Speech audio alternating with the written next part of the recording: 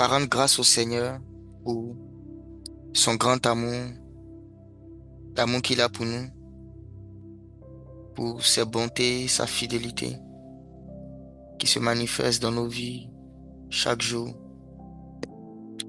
Tu vas apprécier l'œuvre du Seigneur Jésus dans ta vie. Il y a tellement de choses pour lesquelles nous devons lui dire merci. David a dit, mon âme bénit le Seigneur, n'oublie aucun de ses bienfaits.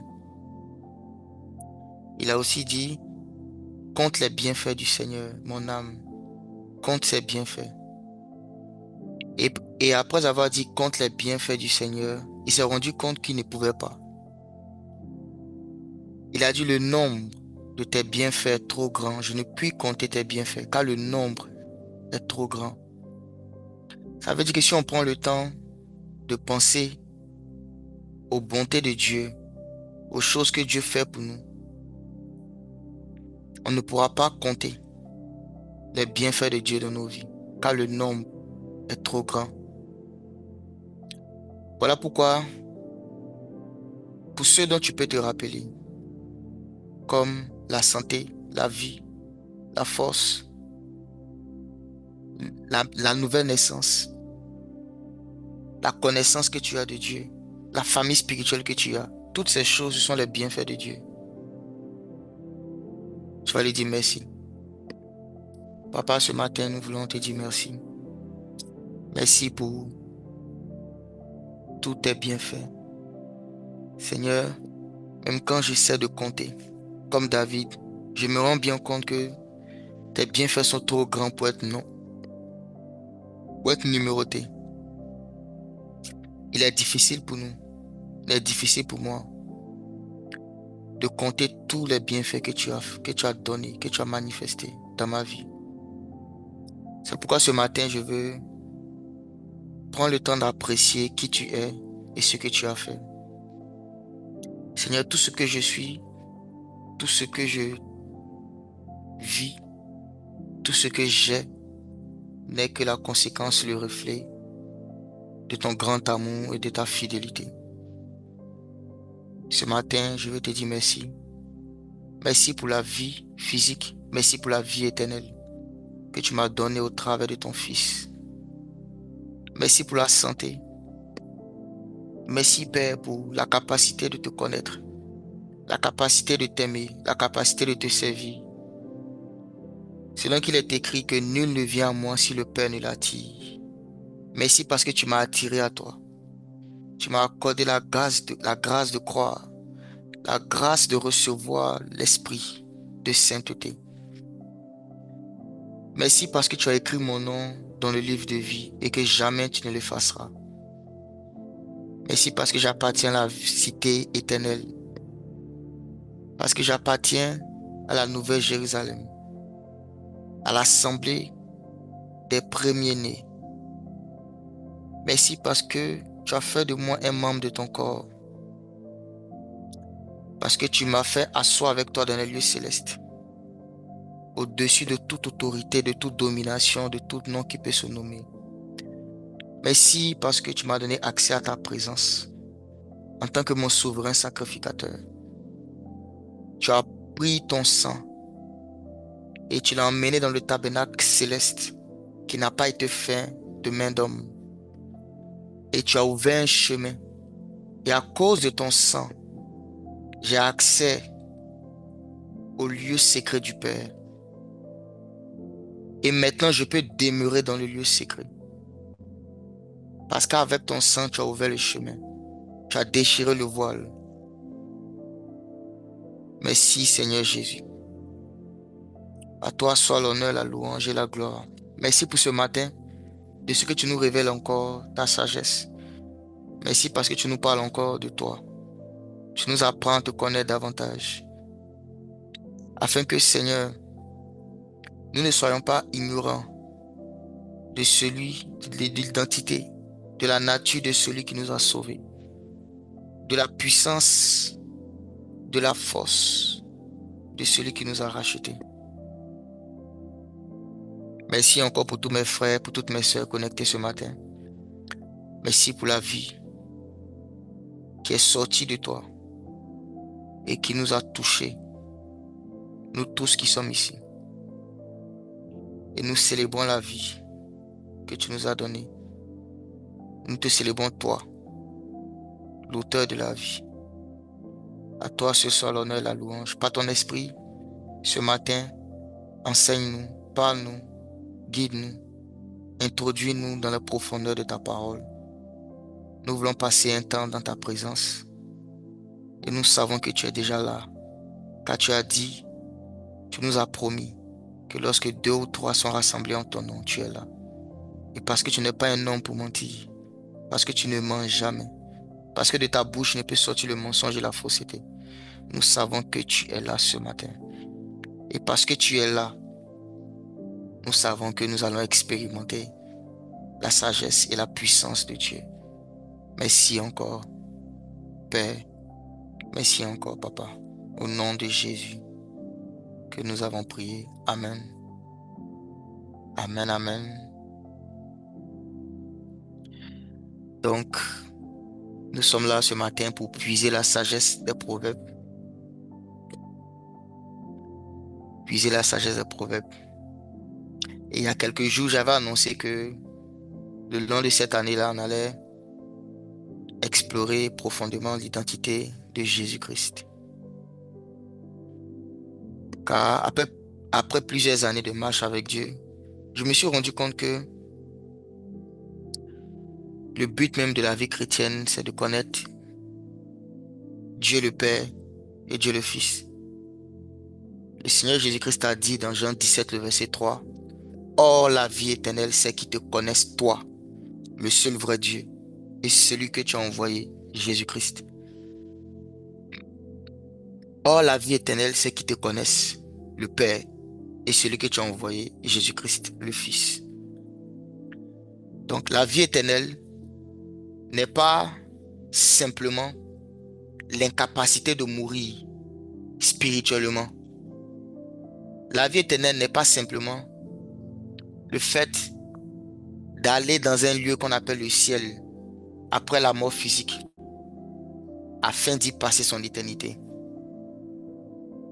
La vie éternelle, c'est d'abord une connaissance. La connaissance du Père et la connaissance du Fils. Jean 17, le verset 3. La vie éternelle, c'est Dieu lui-même. La vie éternelle, c'est Jésus-Christ lui-même. La raison pour laquelle le ciel est ciel, c'est la présence de Jésus. C'est Jésus-Christ qui donne la définition au ciel. Il y a quelques jours, j'avais dit à des frères que si Dieu décide de déplacer son siège, son trône, de l'enlever du 3e ciel et de l'emmener en enfer, l'enfer deviendra le paradis. Si Dieu prend son trône et il l'emmène en enfer, l'enfer devient le paradis. Car ce qui fait du paradis, le paradis, c'est le trône de Dieu. C'est parce que Dieu est là. Donc, le paradis, c'est quoi? C'est là où Dieu est. C'est là où Dieu est. À partir du moment où Dieu est quelque part, ce lieu-là devient paradis. Voilà pourquoi la vie éternelle, ce n'est pas un lieu, c'est d'abord Dieu lui-même. C'est Dieu lui-même qui est la vie éternelle. Et la connaissance de ce Dieu, c'est ce qui maintenant permet la manifestation de cette vie. Et après plusieurs années de prière, de recherche, d'études, de questionnement, je suis arrivé à la conclusion que 99,99% des problèmes des enfants de Dieu est rattaché à une simple chose, le manque de connaissance de qui est Jésus. Le fait de ne pas connaître qui est Jésus est responsable de 99,99% des problèmes que nous avons. Et je suis convaincu de ça. En découvrant dans la parole de Dieu la personnalité du Messie, en apprenant à connaître Jésus au travers des Écritures, au travers de la révélation du Saint-Esprit. Personnellement, je me suis rendu compte que je marchais avec un Seigneur que je ne connaissais pas. Ma connaissance de lui était trop élémentaire. Et elle est toujours élémentaire. Mais au moins, je sais que je ne le connais pas. Ce qui n'est pas le cas pour beaucoup de personnes qui ont l'impression de le connaître. Mais la vie que tu mènes ou les fruits que tu portes sont la preuve que tu n'as pas encore connu comme il faut connaître. Le Seigneur Jésus-Christ est très profond. Et comme je l'ai dit tout à l'heure, toute la vie chrétienne a pour but de nous emmener à la connaissance du Fils de Dieu. Donc aujourd'hui, je vais parler de Jésus-Christ comme étant la sagesse de Dieu. Lorsqu'on dit Jésus-Christ est la sagesse de Dieu, qu'est-ce que ça veut dire et qu'est-ce que ça implique pour nous? Qu'est-ce que ça change sur notre manière de le voir, sur notre manière d'interagir avec lui et sur notre manière de comprendre les paroles qu'il a dites? Je suis convaincu qu'après ce message, ta manière de lire la Bible et de prendre au sérieux les paroles du Seigneur Jésus-Christ va changer. Je suis convaincu qu'après ce partage de ce matin,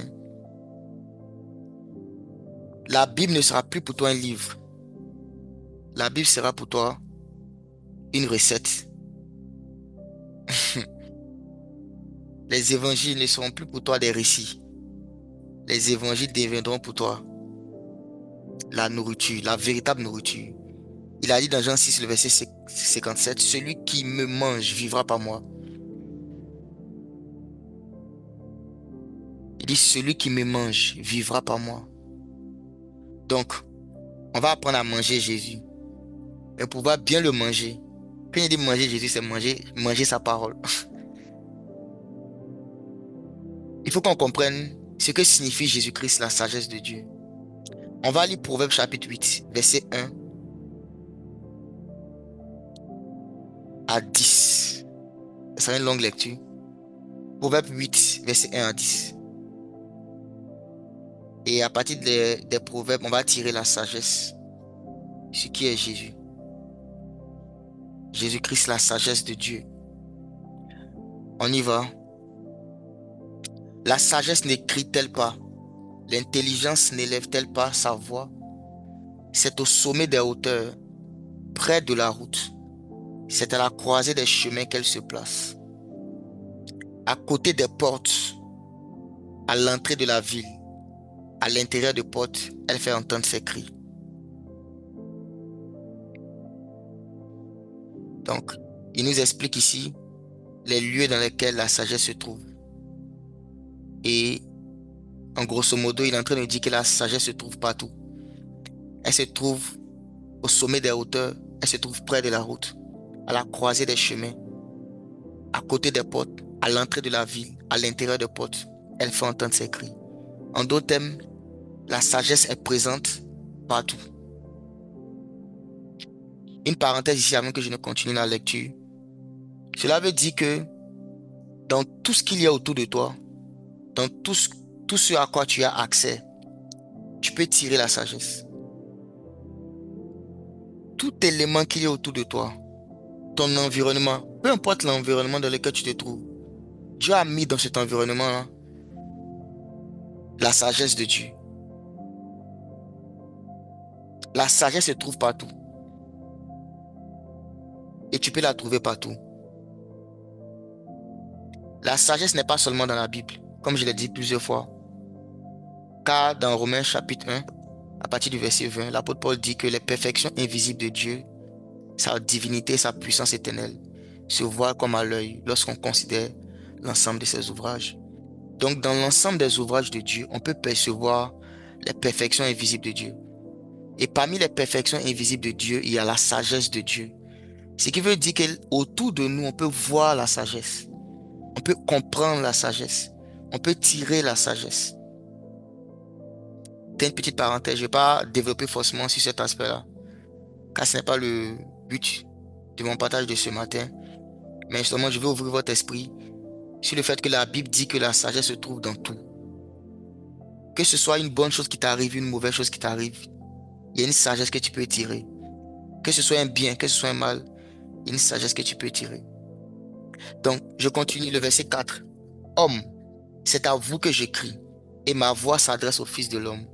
Donc, la sagesse dit que je parle aux hommes. L'interlocuteur ou les personnes à qui je m'intéresse, ce sont des hommes, ce sont les fils de l'homme. Verset 5. Il dit, stupide, apprenez le discernement. Insensé, apprenez l'intelligence.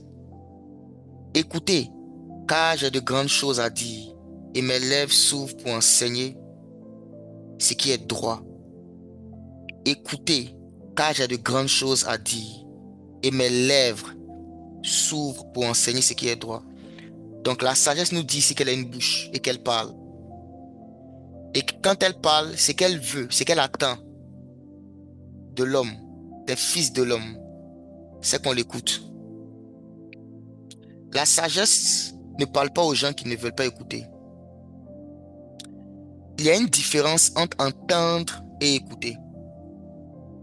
Une très grande différence. Vous allez voir que dans le livre de Samuel, 1 Samuel au chapitre 3, la Bible dit que l'enfant Samuel dormait près de l'arche. Et en ce temps-là, la voix de l'Éternel était rare et les visions n'étaient pas fréquentes.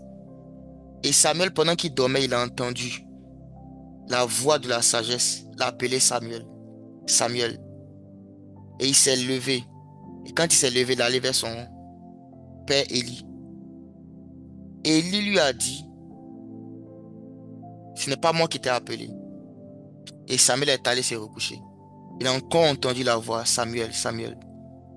Donc, Samuel entendait la voix de Dieu, mais il n'était pas en train d'écouter Dieu.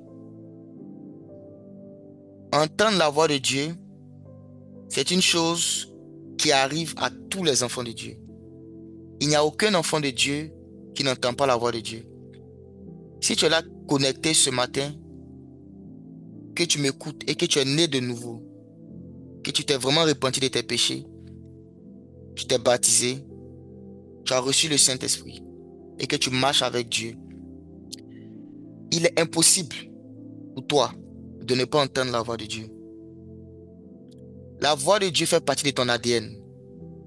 La voix de Dieu fait partie de qui tu es, de ton être. Donc, tu ne peux pas te dissocier de la voix de Dieu parce que Dieu habite en toi. Donc, on ne peut pas t'apprendre à entendre la voix de Dieu parce que c'est naturel. C'est comme un bébé qui naît. Il y a des éléments naturels à l'intérieur de toi. La voix de Dieu est intrinsèque à qui tu es.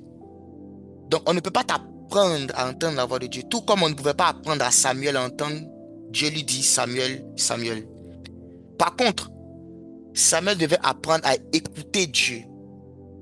Il ne savait pas comment écouter. Il entendait, mais il ne savait pas écouter, il ne savait pas discerner, il ne savait pas prêter attention. Donc, c'est pour ça que je disais tout à l'heure qu'il y a une différence entre entendre et écouter. Tout enfant de Dieu entend la voix de Dieu, mais peu d'enfants de Dieu savent écouter la voix de Dieu. C'est pourquoi au verset 6 ici, il dit écoutez. Écoutez. Maintenant, quelqu'un va me poser la question, comment on fait pour écouter? Si vous allez lire l'histoire de 1 Samuel chapitre 3, vous allez voir là-bas que Élie explique à Samuel que si tu veux écouter, va et couche-toi. Et quand la voix va te parler, dis simplement, parle car ton serviteur écoute. Mais il lui a dit d'abord, va et couche-toi. Sois dans le calme. Sois dans le calme et écoute. Ne sois pas distrait. L'élément principal pour écouter la voix de Dieu, c'est de se débarrasser de la distraction. C'est le fait de se séparer de la distraction. C'est pourquoi la prière permet d'entendre et d'écouter la voix de Dieu. Pourquoi? Parce que quand on prie, surtout quand tu pries longtemps, tu arrives à déconnecter ton âme de la distraction. Donc c'est le fait que tu t'es déconnecté de la distraction qui fait que tu peux maintenant écouter Dieu. Sinon Dieu te parlait depuis. C'est comme si tu parles à un enfant qui est en train de jouer aux jeux vidéo et tu l'appelles, tu l'appelles, tu l'appelles. Mais il est tellement concentré sur son jeu qu'il entend ce que tu dis, mais ne t'écoute pas. Tant que tu ne l'as pas déconnecté de ce jeu, de cette distraction, il ne pourra pas saisir ce que tu es en train de dire.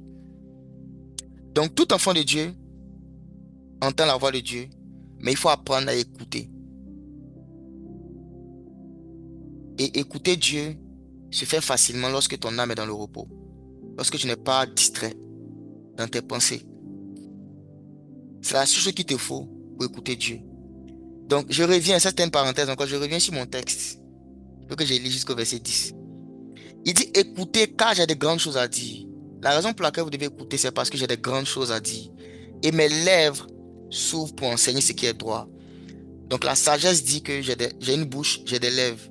Et ce que je dis de ma bouche, ce sont des choses droites. Verset 7. Car ma bouche proclame la vérité et mes lèvres en auraient le mensonge. Très important comme verset.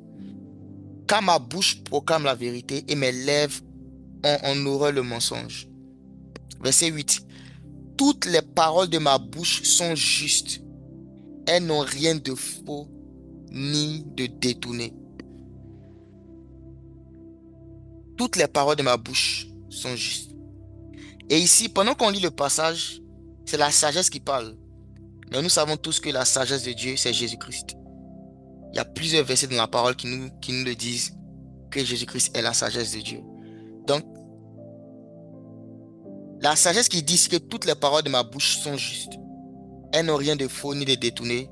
C'est Jésus-Christ qui le dit. Toutes les paroles de ma bouche sont justes. Toutes les paroles de ma bouche n'ont rien de faux ni de détourné.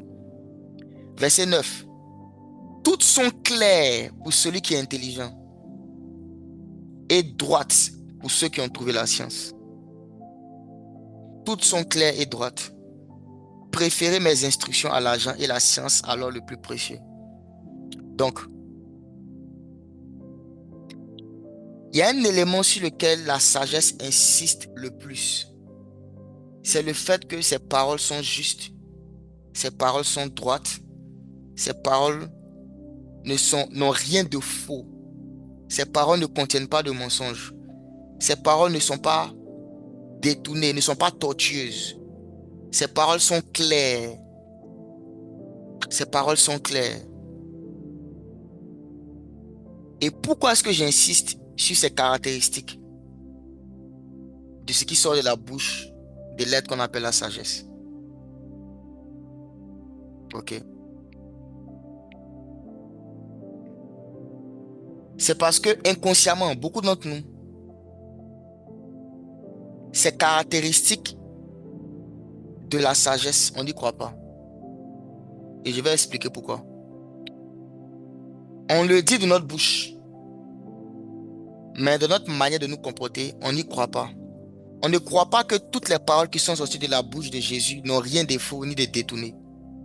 On ne croit pas que toutes les paroles qui sont sorties de la bouche de Jésus sont claires. On ne croit pas que toutes les paroles qui sont sorties de la bouche de Jésus sont droites. On ne croit pas que toutes les paroles qui sont sorties de la bouche sont vraies. On le dit de notre bouche, mais de notre attitude, ce n'est pas le cas. Un exemple simple. Il y a une parole où le Seigneur Jésus-Christ a dit, ils imposeront les mains aux malades et les malades seront guéris. On connaît tout ce passage. Tout le monde connaît ce passage. C'est dans Marc chapitre 16. Voici les signes qui accompagneront ceux qui auront cru en mon nom. Ils imposeront les mains aux malades et les malades seront guéris. Je vous pose une question. Vous tous ici qui avez déjà été en contact avec des malades et vous avez voulu que le Seigneur les guérisse. Combien d'entre vous ont juste imposé la main? Qui a déjà fait ça? Tu as juste imposé la main. Je n'ai pas dit que tu as prié, hein. Tu as juste imposé la main. Qui a déjà fait ça? Tu as vu un malade et tu lui as dit, viens, je vais te toucher. Tu l'as touché puis c'est fini. Tu lui as dit, va, c'est bon, tu es guéri. Qui a déjà fait ça? Tu n'as pas prié. Je ne dis pas que tu as imposé la main, tu as prié. Je dis, tu as juste touché.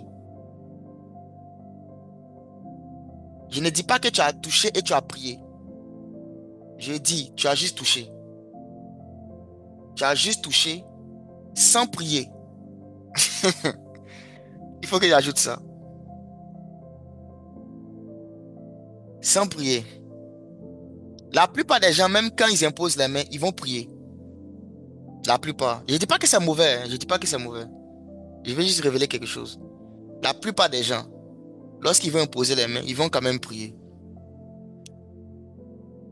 Ce n'est pas mauvais de le faire,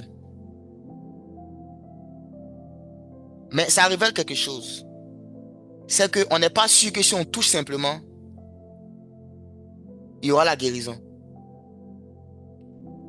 On n'est pas sûr que le fait d'imposer simplement la main, juste toucher la personne, il y aura la guérison. On n'y croit pas.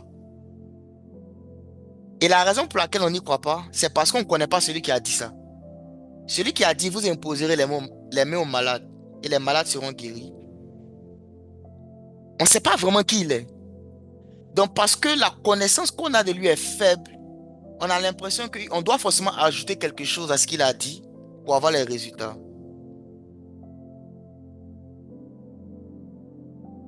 Pour avoir les résultats. Le Jésus qui a dit, vous imposerez les mains aux malades,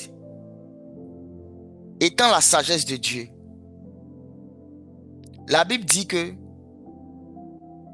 toutes les paroles de sa bouche sont justes. Elles n'ont rien de faux ni de détourné. Elles n'ont rien de faux ni de détourné. Ça veut dire que tu ne peux pas trouver une parole que Jésus-Christ a dit qui est tortueuse, qui est fausse.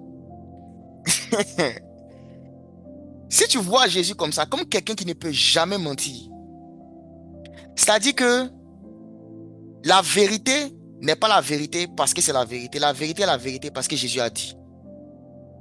Une chose est vraie parce que c'est lui qui a dit. C'est-à-dire qu'une chose va se réaliser parce que c'est lui qui a dit, étant la vérité, étant la sagesse de Dieu, et que de sa bouche, rien de faux et rien de détourné ne peut sortir. S'il me dit, voici, je t'ai donné, il n'a pas dit je te donnerai après ton jeûne. Il a dit, voici, je t'ai donné le pouvoir de marcher sur les serpents, sur les scorpions et sur toute la puissance de l'ennemi, et rien ne pourra te nuire. Si quelqu'un de la bouche de qui ne peut jamais sortir le mensonge te dit ça, et puis toi maintenant, toi-même tu te dis, ce n'est pas vrai. Qu'est-ce que tu es en train de dire? Qu'il a menti. Je suis en train de dire qu'il a menti. Luc 10, verset 19. Voici, je vous ai donné le pouvoir de marcher sur les serpents, les scorpions et sur toute la puissance de l'ennemi. Et rien ne pourra vous nuire.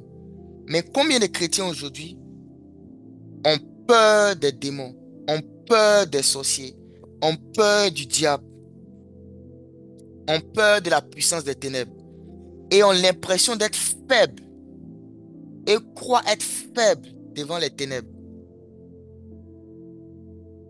Qui est celui qui a dit je t'ai donné le pouvoir?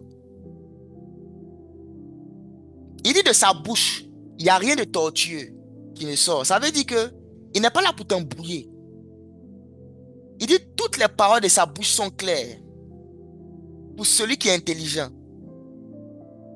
Toutes les paroles de sa bouche sont droites. Il n'y a pas d'ambiguïté dans ce qu'il a dit.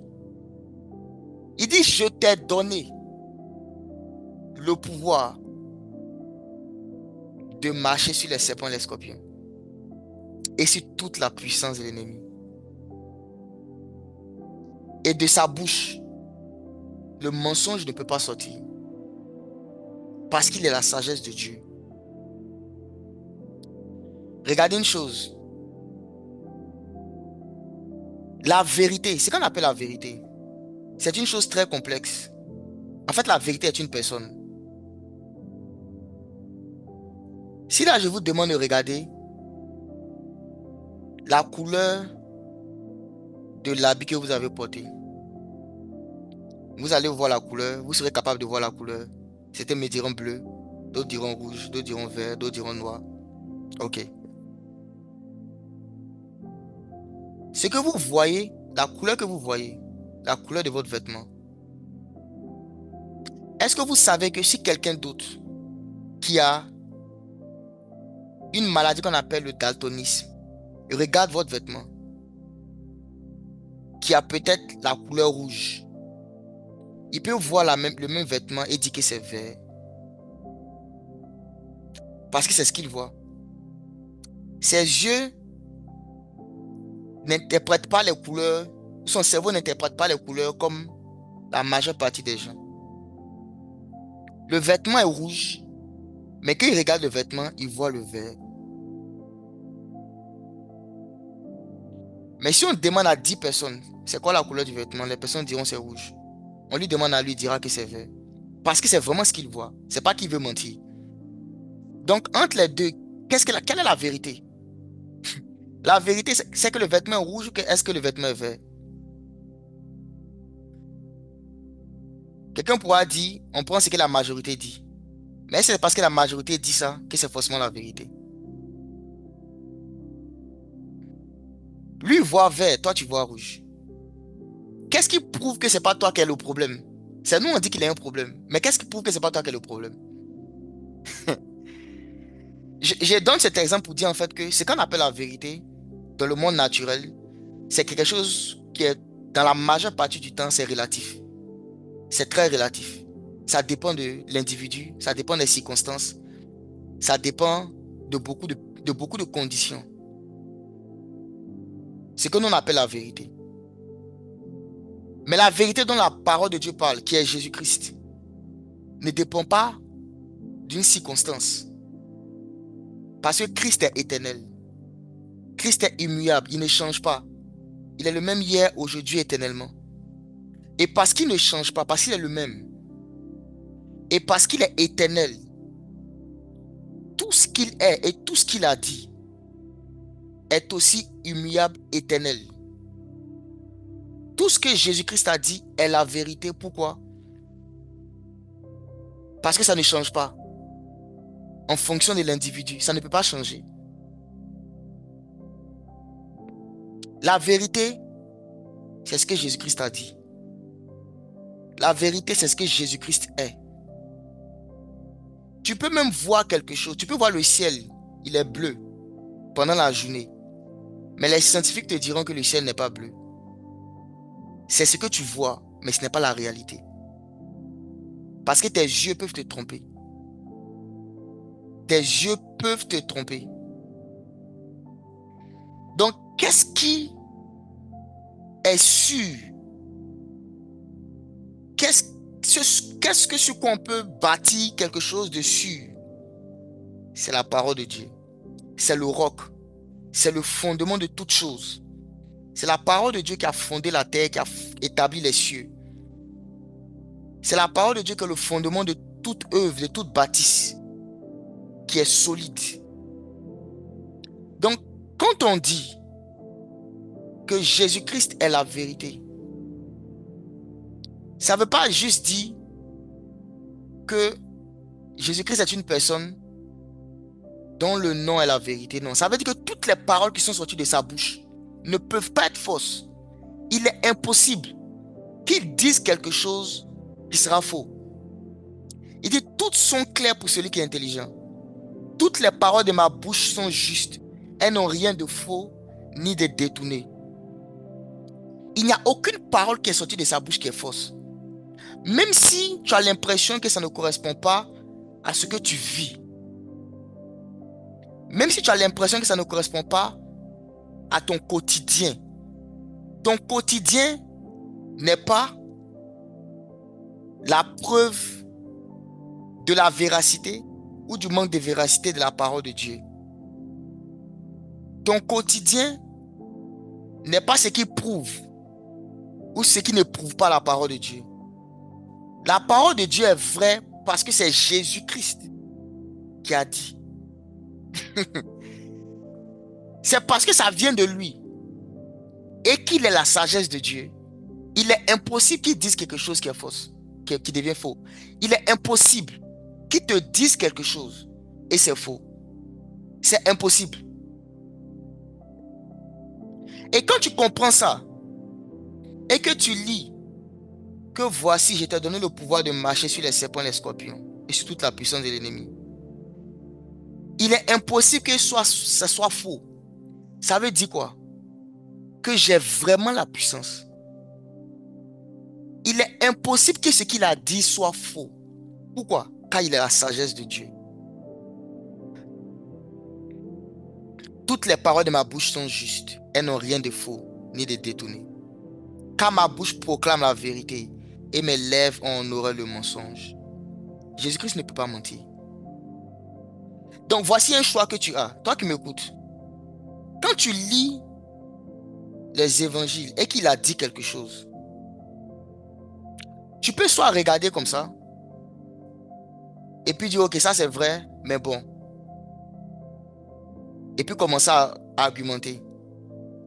Ou bien tu dis peu importe ce que je vois Jésus-Christ dire, la chose est vraie. Pas parce que je la vis forcément, mais parce que c'est lui qui l'a dit. Pas parce que ce qu'il a dit est mon quotidien, mais parce que c'est lui qui a dit et qui ne peut pas mentir. Et c'est cette mentalité-là, quand tu vas commencer à voir les paroles du Seigneur Jésus-Christ avec ce que je viens de dire, tu es rentré dans ce qu'on appelle la foi. La foi, ce n'est pas juste dire que je crois que Dieu existe et que je crois qu'un jour je vais aller au ciel. Ce n'est pas ça la foi. La foi pour le salut, tu l'as déjà. C'est ça qui a fait que tu es né de nouveau. Mais la foi pour vivre la vie éternelle, c'est de croire dans ce que Jésus-Christ a dit. Et quand tu commences à faire ce que j'ai dit, tu vas commencer à voir la manifestation. Ce que je vais t'expliquer là, c'est le protocole de la manifestation des paroles du Seigneur Jésus. C'est quand tu vas commencer à voir ces paroles comme des choses qui sont tellement puissantes. Qui sont tellement puissantes. Il a dit les paroles que je vous dis sont esprit et vie. Ça veut dire que chaque parole qu'il a dit est un esprit. Chaque parole qu'il a dite contient la vie. Même une seule phrase, un seul mot que Jésus-Christ a dit contient la vie. Le fait de prendre un seul mot, une seule parole du Seigneur Jésus et de considérer la valeur de celui qui a dit. Ce n'est même pas d'abord la parole, considère la valeur de celui qui a parlé. Qui est celui qui a parlé? Oui, peut-être que je me sens malade, mais lui, il a dit que par ses maîtrises, je suis guéri. Donc même si je sens la douleur de mon corps, je considère celui qui a parlé. Est-ce que si tu te sens bien aujourd'hui, imagine que tu te sens très bien dans ton corps physique et tu dis que je vais aller faire un check-in à l'hôpital. Je vais aller juste voir, faire un bilan de santé. Et tu arrives à l'hôpital devant le plus grand spécialiste. Supposons que tu es le plus grand médecin du monde, le plus grand spécialiste en médecine. Et il fait ton bilan de santé. Il finit ton bilan de santé et il te dit, ah vraiment, je suis désolé, madame, vous avez un cancer. Monsieur, vous avez un cancer. Je répète, hein, tu te sens très bien dans ton corps. Tu es en parfaite santé. Tu es en parfaite santé. Et tu vas voir le plus grand spécialiste de la médecine. Il fait ton bilan sanguin. Il fait ton bilan de santé. Et il te dit, tu as le cancer. La question que je te pose, comment tu vas te sentir? À partir de ce moment-là, tu étais en très bonne santé. Tu n'as aucun problème de santé. Mais parce que quelqu'un qui connaît son domaine, quelqu'un qui est expert, si c'était un ami du quartier comme ça qui ne connaît rien à la médecine, il t'avait dit que tu es malade, que tu as le cancer, tu allais dire vraiment c'est un plaisantin. Tu allais dire non, ce qu'il dit c'est pas vrai. Pourquoi? Parce qu'il ne connaît pas le domaine. Mais un médecin qui est renommé, qui est le plus grand médecin, qui te dit que tu es malade, même si dans ton corps physique tu ne sens pas la maladie, ton état d'esprit va changer. Tu vas être non seulement très perturbé, Mais tu vas commencer même à avoir les symptômes de la maladie. Alors qu'à la base, tu n'avais pas les symptômes. Mais parce que celui qui a parlé, c'est un expert. Il sait ce qu'il dit. C'est un grand médecin. Il a des années d'expérience et d'expertise dans la médecine. Il a des machines pour vérifier ce qu'il dit. Et parce que c'est un homme qui a de la crédibilité, parce qu'il a de la crédibilité, quand il te dit que tu es malade, tu prends au sérieux à cause de sa crédibilité. Ça prouve une chose. Quand tu connais la valeur de quelqu'un qui parle, tu prends au sérieux ce qu'il dit. Si la même phrase, tu vas au village, tu rencontres une jeune fille qui est illettrée, qui ne connaît rien à la médecine,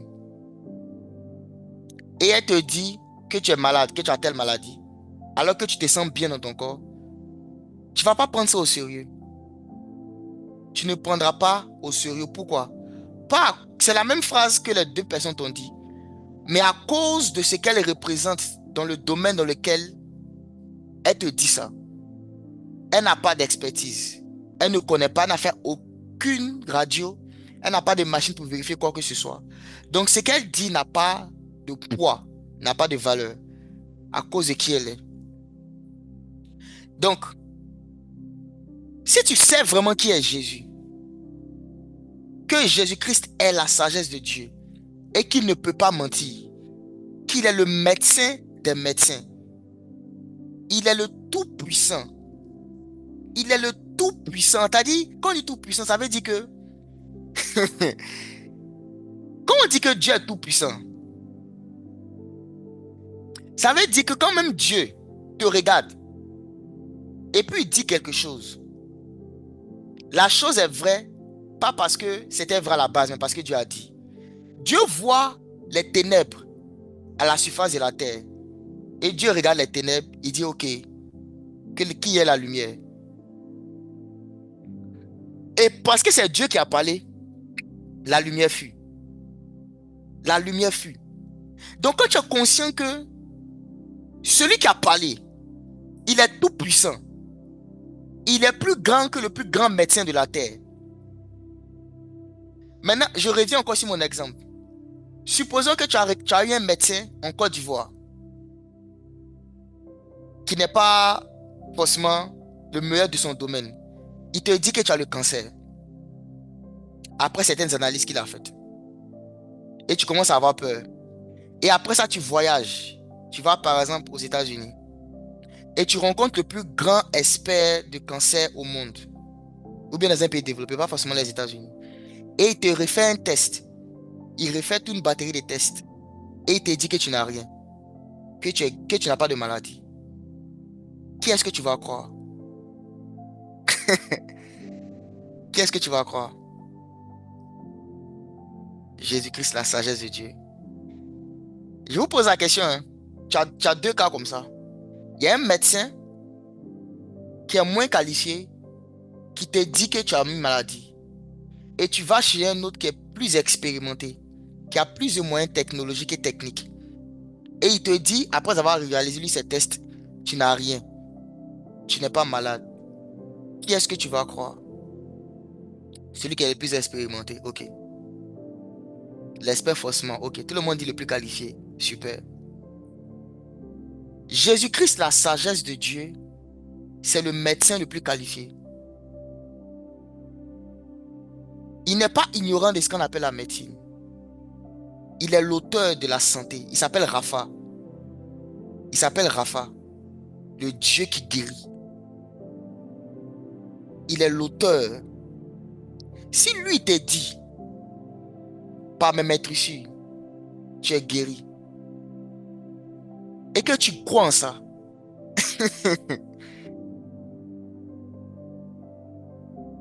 tu vas voir. Mais si te le dit, et que tu refuses de le croire, parce qu'il y a un autre médecin qui est inférieur à lui, t'a dit que tu étais malade, c'est parce que tu ne connais pas qui est Jésus. Tu penses que c'est juste un gars qui meurt à la croix. et qui ne sait pas ce qu'il dit. Le médecin, lui, sait ce qu'il dit. Il a les machines. Mais Jésus, lui, ne sait pas ce qu'il dit. Il n'a aucune machine. Cette méconnaissance de qui il est, le fait de ne pas comprendre que il est la santé. Son nom, c'est Rapha. Et qu'il ne peut pas te dire une chose qui est fausse. Fait que tu ne vas pas croire lorsqu'il va te dire que tu es guéri. Jésus-Christ, la sagesse de Dieu, c'est qui? C'est celui dont les paroles de la bouche sont éternelles. Elles sont intemporelles. Elles sont puissantes. Ou celui qui décide de mettre sa foi dans ses paroles. Chaque parole qu'il a dit de sa bouche contient la vie de Dieu.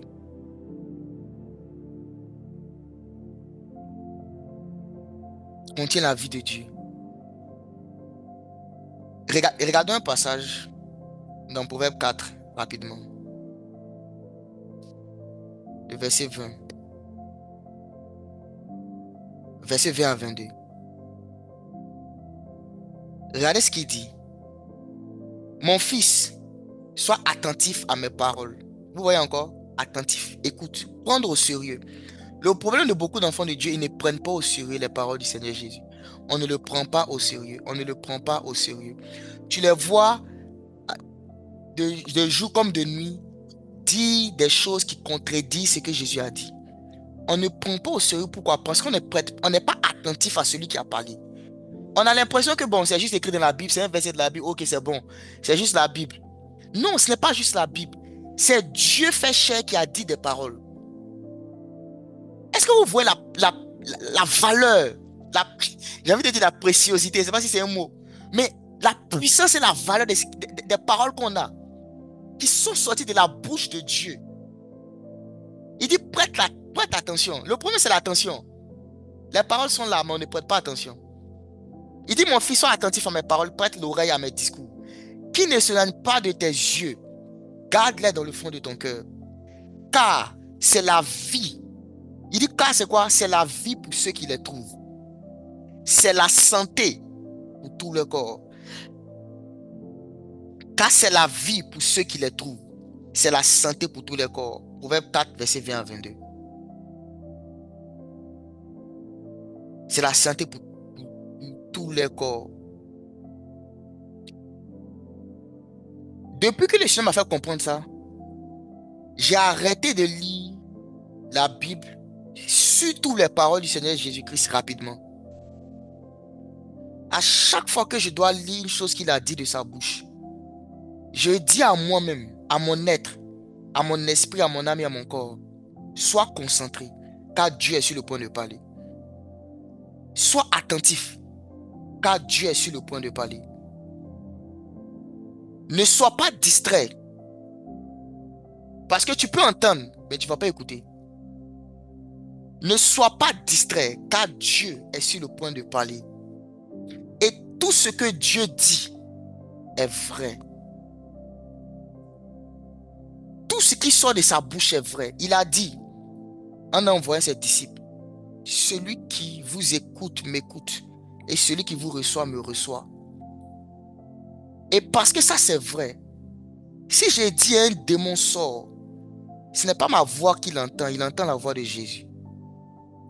Et ça c'est ma conviction. Parce que j'ai décidé de croire en ce qu'il a dit. Car de sa bouche ne peut pas sortir le mensonge. Il dit celui qui vous entend m'entend. Celui qui vous entend m'entend. Donc quand je suis en train de parler à un esprit, moi j'entends ma voix, mais l'esprit entend la voix de Jésus. C'est ma conviction. Quand il a dit celui qui vous entend m'entend. Et parce que je sais qu'il ne peut pas mentir, je n'ai pas besoin de voir. La preuve que c'est vrai, c'est parce que c'est Jésus qui a dit. La preuve que c'est vrai, ce n'est pas parce que je le vois avec mes yeux. La preuve, ma preuve, la preuve que moi j'ai, la preuve mon évidence, la preuve de ce que quand je parle à des esprits, c'est la voix de Jésus qu'ils entendent. C'est parce que c'est Jésus qui a dit. C'est la seule preuve. Et c'est suffisant. Et je vous dis, cette conviction, cette assurance, fait que quand je parle à des esprits, ils m'obéissent. Ils m'obéissent. Pourquoi? Car je sais. Le Seigneur m'a dit une fois, les démons n'obéissent pas au cri, ils obéissent à la connaissance que tu as quand tu parles. La connaissance, c'est la lumière. Le royaume des ténèbres, c'est les ténèbres. Et la connaissance, c'est la lumière. Et quand tu parles avec connaissance, ils savent que tu sais de quoi tu parles. Et c'est ça qui active la puissance. Est-ce que tu prends les paroles du Seigneur Jésus-Christ au sérieux? Est-ce que quand tu lis souvent certains versets, tu te dis, est-ce que ça là c'est vrai? Est-ce que ça là c'est vrai? Est-ce que ça là c'est possible? Il y a plein qui font ça. Quand vous lisez la parole, vous vous dites, est-ce que c'est vrai? Vous ne vous le dites pas forcément consciemment, mais dans votre vie, dans votre manière de vous comporter, vous remettez en cause ce que Dieu a dit. Hmm. Est-ce que vous comprenez ce que j'ai dit même? J'espère que vous me comprenez.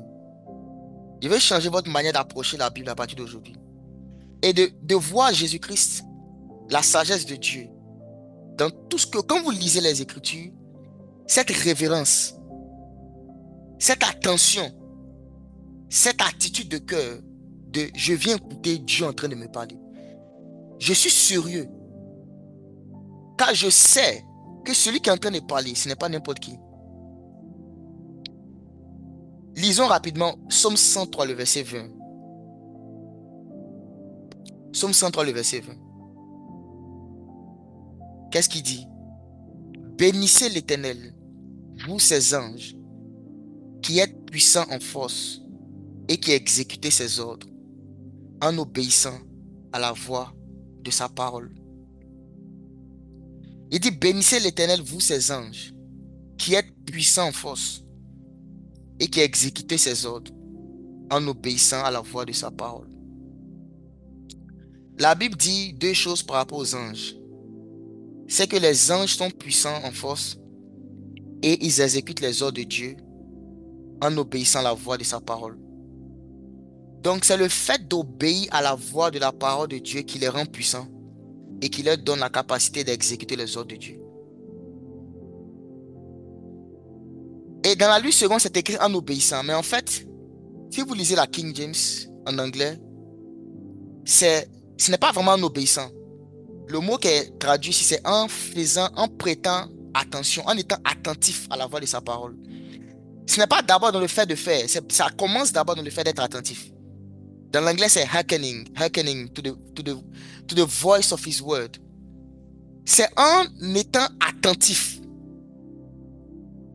En étant attentif. Donc, le verset nous révèle que les anges excellent en force parce qu'ils sont attentifs quand Dieu parle. Ils sont attentifs. Ils prennent au sérieux les paroles qui sortent de la bouche de Dieu. Ils ne trivialisent pas. Ils ne trivialisent pas, mais ils prennent au sérieux les paroles qui sont sorties de la bouche de Dieu. Le Seigneur Jésus a dit, l'homme ne vivra pas de pain seulement, mais de toute parole qui sort de la bouche de Dieu. Quel est le sérieux que tu donnes aux paroles qui sont sorties de la bouche de la sagesse? Quel est le niveau de sérieux? Quel niveau de sérieux tu donnes aux paroles qui sont sorties de la bouche de Jésus? C'est ça qu'on appelle la foi. Le niveau de sérieux que tu accordes aux paroles que Jésus-Christ a dites va déterminer, un, ton niveau de puissance dans le royaume des cieux. Va déterminer, deux, ton niveau d'efficacité. Va déterminer, trois, le niveau auquel tu vas être agréable à Dieu. Car sans la foi, il est impossible d'être agréable à Dieu. Et c'est par la foi que les anciens ont obtenu un témoignage favorable.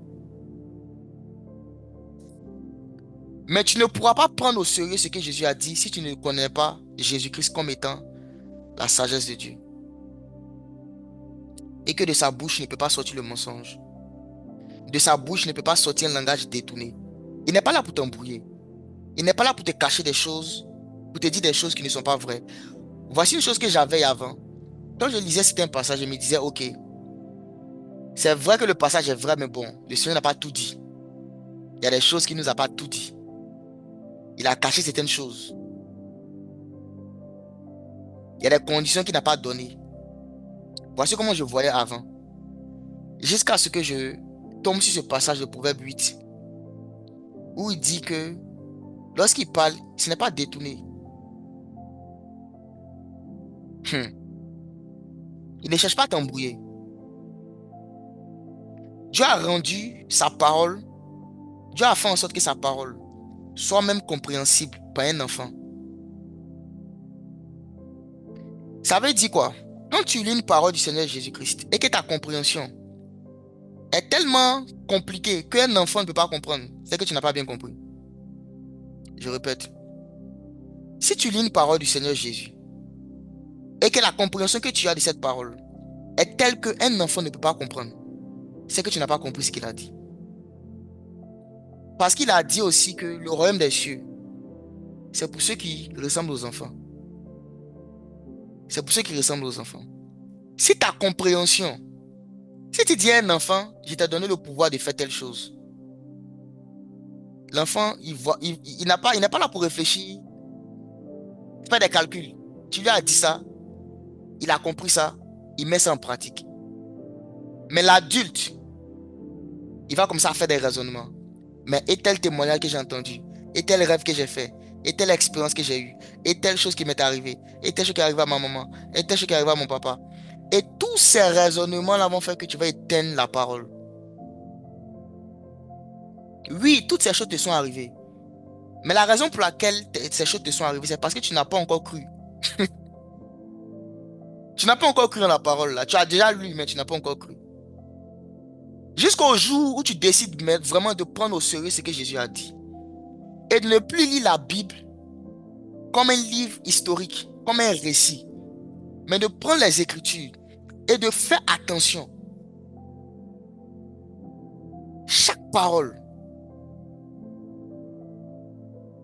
Et tu manges chaque parole qu'il a dite. Tu manges.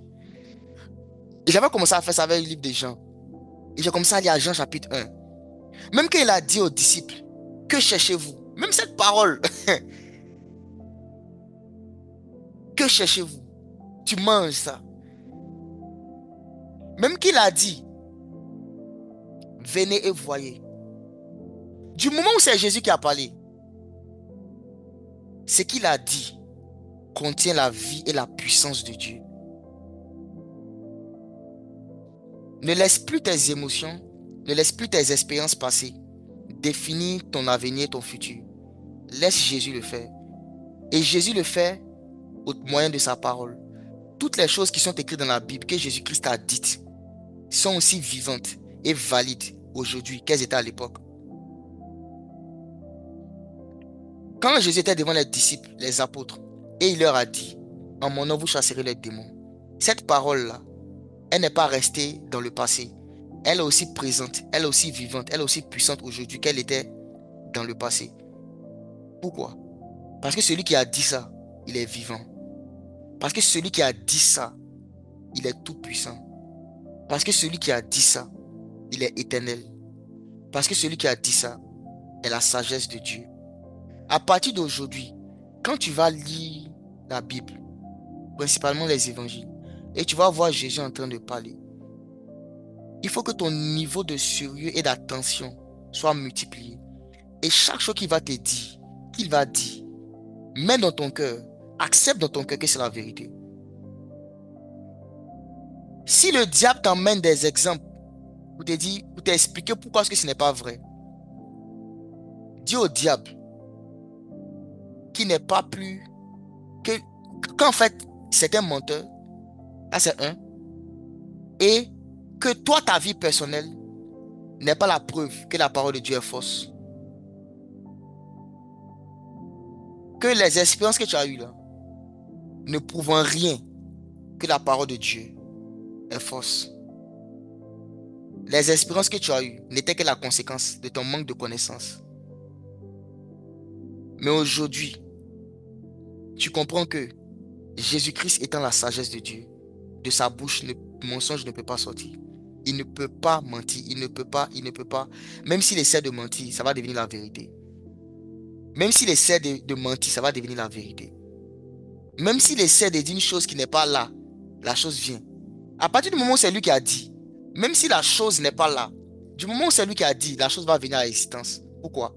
Parce que l'univers en entier, la création tout entière, travaille à ce que chaque parole que Dieu a dite s'accomplisse. Il n'y a aucun esprit qui existe qui ne travaille pas à l'accomplissement de tout ce que Dieu a dit. Donc tu n'es pas le seul.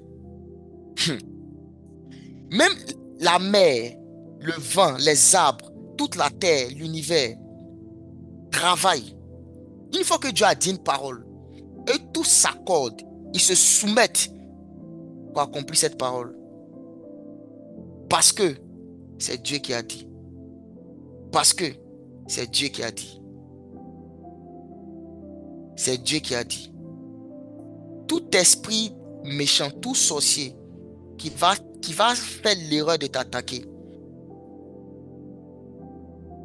tu vas lui parler sur la base de ce que Jésus a dit. Pas sur la base de ta vie de prière, pas sur la base de ta vie de jeûne, pas sur la base de ta vie de méditation personnelle. Non, sur la base de ce que Jésus a dit. Tu vas adresser les sorciers. Tu n'auras plus peur d'eux sur la base de ce que Jésus a dit. Il a dit rien ne pourra vous nuire. Donc tu enlèves même le fardeau sur toi. Il a dit rien ne pourra te nuire. Donc du moment où c'est lui qui a dit ça, il va s'arranger pour que ça s'accomplisse. Parce qu'il ne peut pas gâter son nom. Tout ce que moi j'ai à faire, c'est de mettre ma foi dans ce qu'il a dit. Il a dit, rien ne pourra te nuire. Tout âme forgée contre toi sera sans effet. Ce n'est pas à moi d'accomplir ça, c'est lui qui a dit. Tout ce que moi j'ai à faire, c'est de le croire et de prendre au sérieux celui qui a parlé. De le prendre au sérieux. Lui qui a parlé, il veille sur sa parole. L'exécuter. Ce n'est pas à moi d'exécuter, c'est à lui d'exécuter. L'œuvre qu'il me demande de faire, c'est de croire en lui. De croire en lui. Je termine avec ça. L'heure est déjà arrivée.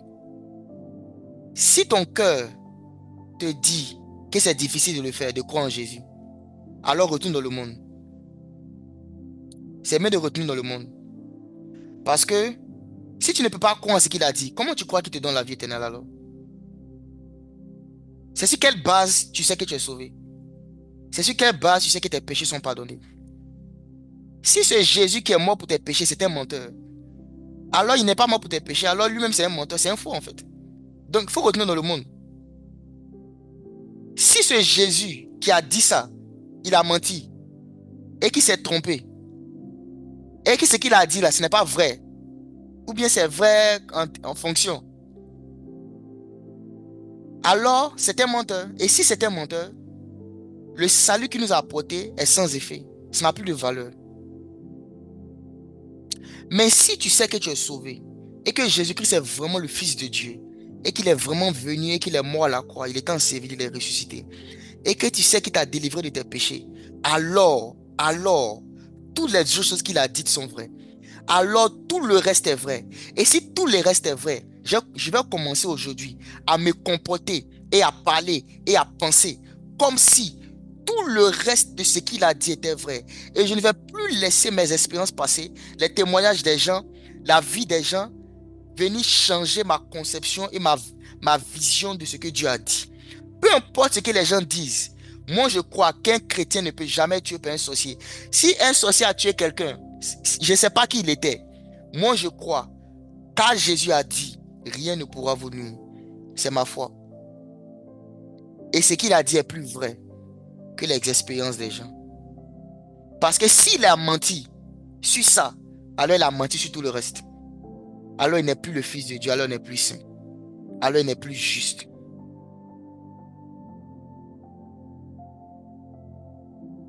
Alors il n'est plus juste. La parole de Dieu,